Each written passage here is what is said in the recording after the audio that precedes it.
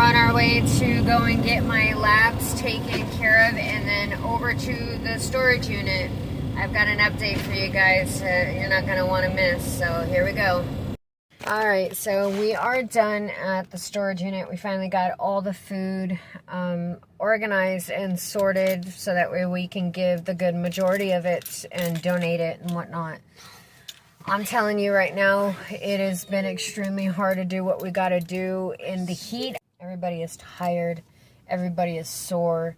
Everybody is done with this crap. The constant betrayal that we've had. I'm going to tell you something. One thing I've realized. Life is pure perspective. You are going to lose everything in a heartbeat and have to completely run your life crazy at the whim of somebody else. Even if you own your own land, even if you own your own home, it's gone in a heartbeat. All it takes is you getting sick. All it takes is you, I don't know, just something, getting in a car accident, losing your job or other. And I'm telling you right now, your whole life changes because that is what happened to us. Comfort is perspective. Comfort is straight out an illusion. The more comfortable you are, the more safe you feel. No. That is a false reality because that's not life. That is not survival. That is not a day-to-day life. You can think you're comfortable. You can think you're protected and safe inside your home. I'm telling you right now, if you're not prepared, and I'm not talking about, making sure that you have stored food. I'm talking about being prepared, making sure you have a couple $1,000s so that way if something happens, you can still pay your bills for at least a couple of months before, trying to either heal or redo. I'm telling you right now, life is full of shit and it is one big ass misunderstanding. We are animals trying to survive in a world that we think we control. Come on. No, you are nothing. You are nothing. You are nothing.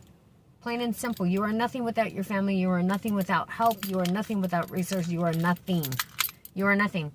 You can pay your bills. All it takes is one illness. All it takes is one betrayal. All it takes is somebody else saying, hey, you know what? I want my property back. Get out. And I'm evicting you. And guess what? You got to get out. You have no rights. None. You think you do, you don't. Alright, so here's the continuance of the video that you just saw. Unfortunately, when I was driving and I got to my storage unit, I got so busy, it was so friggin' hot that I just could not remember to start recording. And I do apologize, but I am going to update. Okay. So, update. Talk to the lawyer. And my lawyer told me straight out that it's time to go.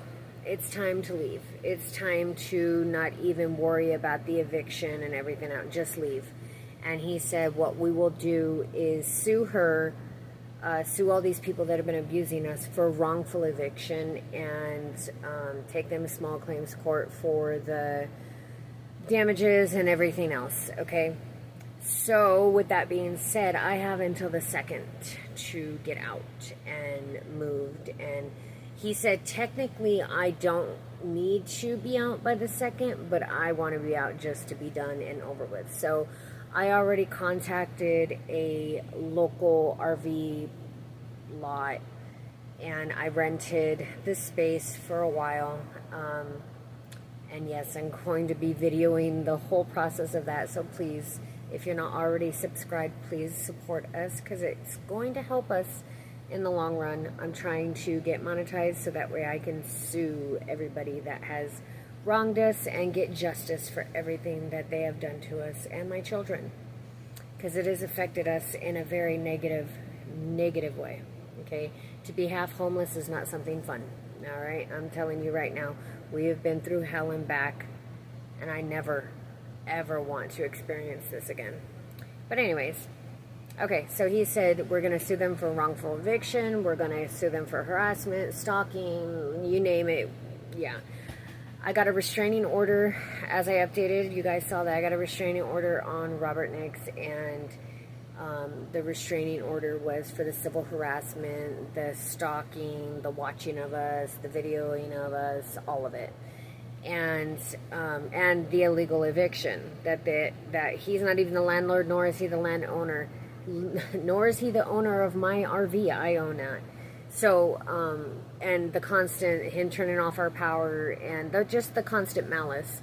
He's in trouble. He's going to get fined, and my lawyer already told him I've got so much proof on him that, yeah, he's going to get in trouble. So that's a plus, and, but yeah, so my lawyer said just get going, and we really don't have that much stuff left over to where it's going to really take that much for us to get going, but it's just, my husband's 51, already in heart failure, and I'm physically disabled, so it's harder for us, and our children they're too young, they can't really help us too much. So I've called upon some of my sisters from the congregation, and some of the community is willing to help, so praise for that one. But I don't know if I'm going to accept it, because I think we can get it. There's no real order for me to get out, so I don't have to rush. I just want to be out because I'm tired of the abuse and the harassment. And to be honest, my lawyer even said if she submits the lawful detainer, all that is her trying to reclaim the said property, basically get us out of there, and it has nothing to do with damages or other, so it's kind of pointless.